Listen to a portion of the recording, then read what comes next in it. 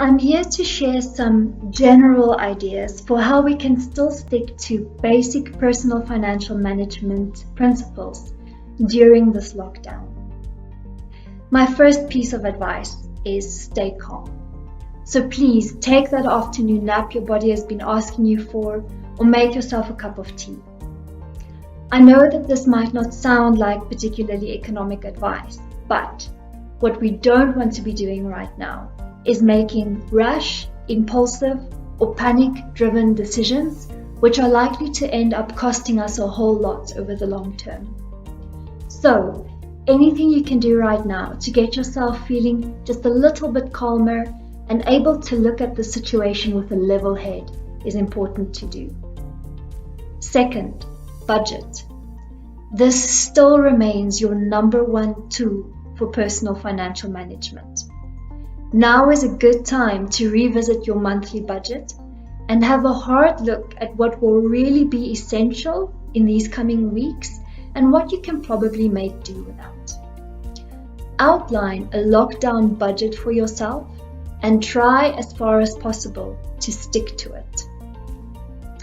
Third, reflect on new habits. This lockdown is asking us all to form new habits and change our daily ways of being. So I invite you to reframe what is a difficult time by asking yourself the question, what can I learn from this lockdown as it applies to personal financial management? Take some time to reflect on which of these new habits you may wish to keep when the lockdown is over.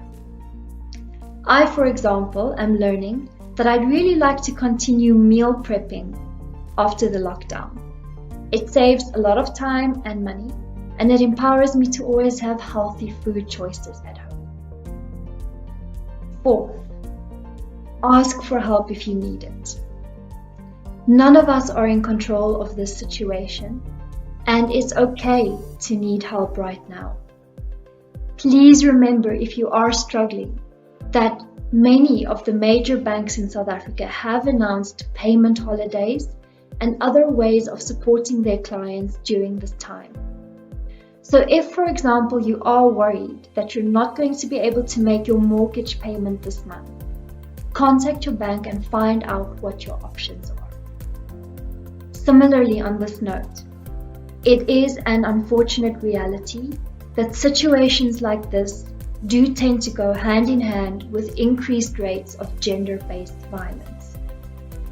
If you find yourself in this type of situation, please know that there is help available.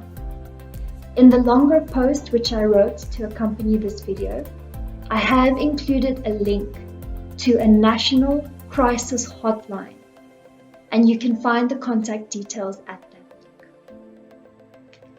Fifth and finally, debt. If at all possible, avoid incurring debt right now. This is an emotional and difficult time, and the temptation is high for us to be spending money on things that make us feel a little bit better or a little bit safer, even when they're not really necessary.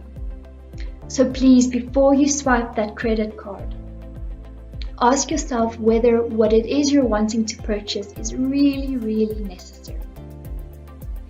If you cannot avoid incurring debt right now, contact your bank and once again find out what your options are. Find out about things like interest rates and different types of personal loans that they may be extending during this time.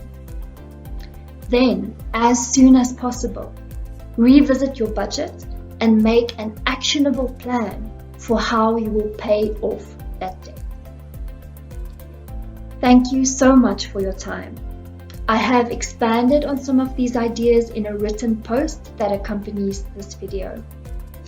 Please stay calm, stay safe, and stay at home.